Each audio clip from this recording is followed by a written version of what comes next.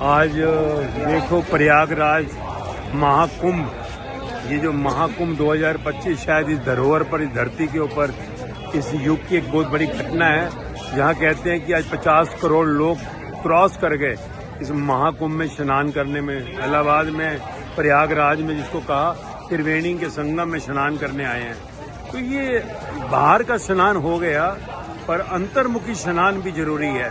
जब हम यहाँ से लौटे हैं, घर से यहाँ से बाहर जाएं घर की ओर, हमने ये सोचना है कि ये त्रिवेणी क्या है। गंगा अमृत है, यमुना दूसरी तरफ से आ रही है, मिलती है गंगा में, और बीच में ज्ञान सरस्वती जो मिली, तो ये आगे चलकर गंगा हो जाती है, यमुना भी छुप जाती है, यानी गंगा हो जाती है। और यही गंगा आगे जाकर सागर में मिल जाती है। सागर यहाँ पर कि राम जी के का विष्णु जी अंगूठे से गंगा प्रकट हुई। ये चक्र क्या है? तो ये चक्र है सिंबॉलिक, प्रतीकात्मक, कि हमें यहाँ से ज्ञान लेकर जाना है। क्या कि हमको अंतर्मुखी स्नान करना है।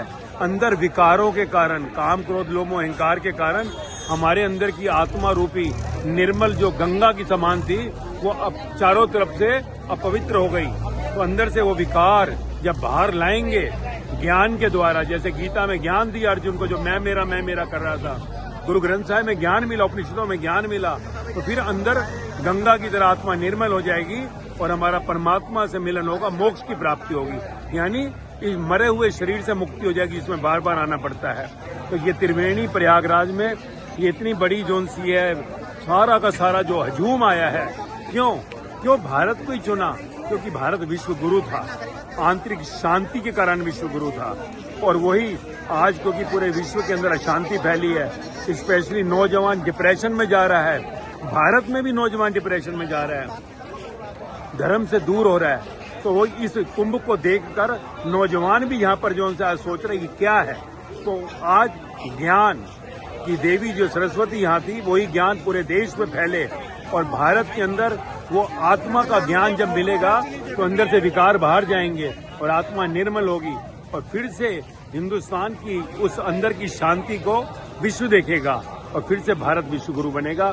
तो आज यहाँ का भारी मुखी स्नान सिर्फ एक साइड है, जैसे सिक्का होता है, नोट होता है, उसका एक साइड छपा हुआ है, दूसरा छापना है। आत्मा को निर्मल करना है, जैसे का कबीर मन निर्मल भयो, जैसे गंगा नीर आगे पीछे हरि फिरे, कहत कबीर कबीर।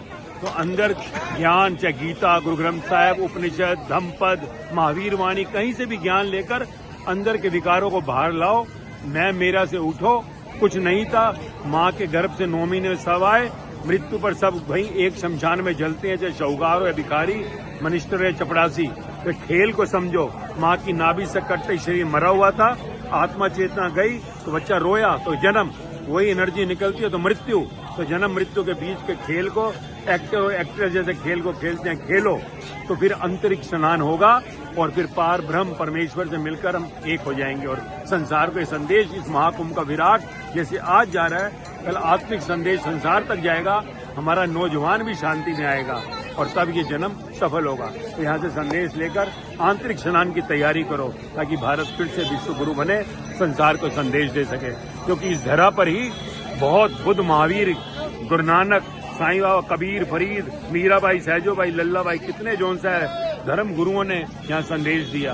तो बस यही अपने अंदर धारण करो, अंदर से निर्मलता लाओ, अंदर का स्नान करो, और इस जन्म को सफल करो।